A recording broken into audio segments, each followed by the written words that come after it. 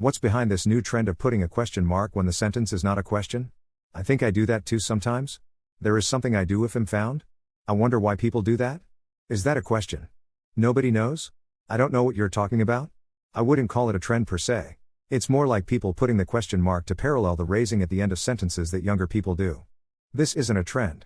It means someone is saying something they're unsure of and need confirmation or assurance. Yeah, it's a way of putting into writing the feeling of confusion or uncertainty. This is easy to convey with voice or body language but hard to convey in writing. It's not as bad as the ubiquitously erroneous usage of literally or, you're instead of your, or then instead of than, or a plethora of other egregious mistakes that people make. And then say, yeah, but you know what I mean. Idiots? A movie is playing on TV, no matter how many times you've seen it. You watch it again. What movie is it? Robin Hood, Prince of Thieves. Alan Rickman is incredible in it. And it's a mix of brilliant, ridiculous and terrible, which makes it very entertaining. If The Fugitive is on, I'll sit down and watch the whole thing every time. It doesn't even occur to me when I think of my favorite movies, but it's the cinematic equivalent of a page-turner. The Boondock Saints, 1999.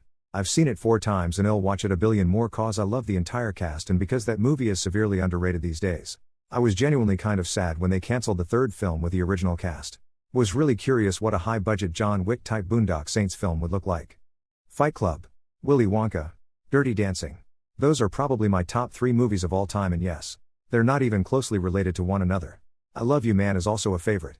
How can you not love the scene where Hess yelling in your face, over and over and then literally projectile vomits all up in dude's face? It's forever funny and I don't think he'll even not laugh at that. SN. Made my kid, 19, watch Roadhouse. Her first reaction, is this the movie that Peter Griffin always references when he says Roadhouse? She said it was dumb and after rewatching it. I agree lol. Star Trek II, The Wrath of Khan. When I was a teen, I taped a copy of this movie onto VHS off of a local TV station. And edited out the commercials. My baby brother would watch it almost every day for, it must have been more than a year.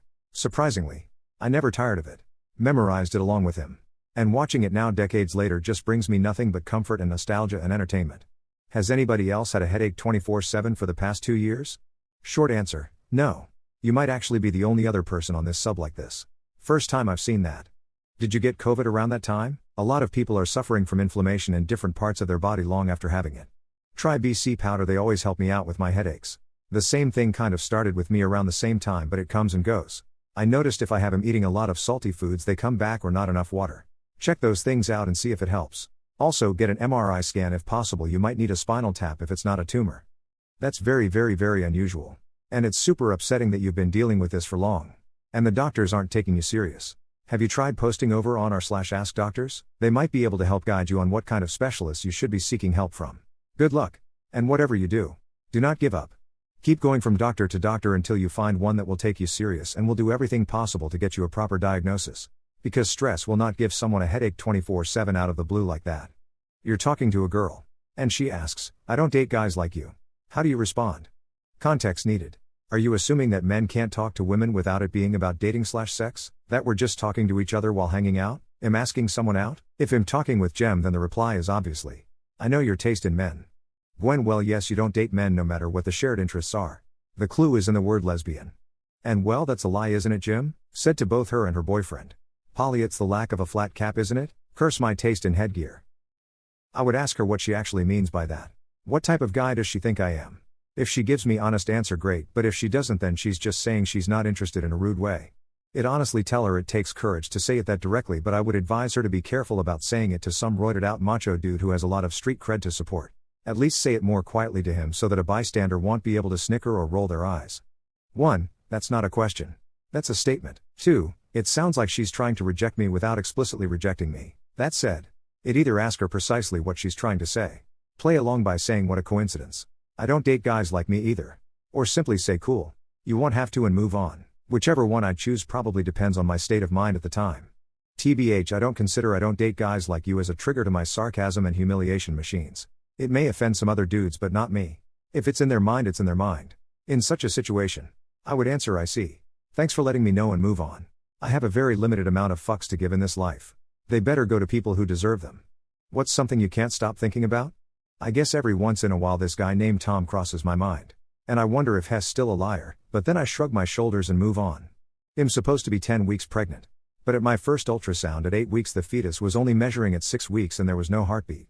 They told me to come back in 2 weeks to check that maybe my dates were off and am not as far along as I thought. But I was tracking my period/ovulation and I took pregnancy tests for several days until they turned positive. So I'm pretty sure my dates are correct. My follow-up appointment is tomorrow and it's been on my mind non-stop for the last 2 weeks. Egyptian Arabic. Really?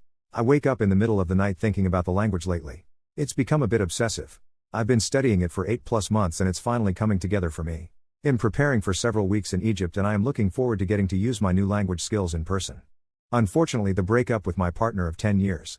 It is hard not to sit and get lost analyzing what went wrong and could I have changed anything to avoid the breakup.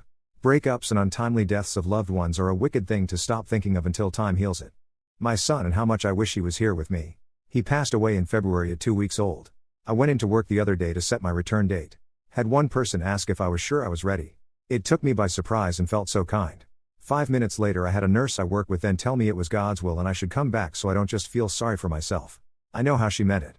And yes, it's good not to dwell and be consumed. But it still hurt. Somehow it feels like it happened so long ago and like it happened yesterday at the same time.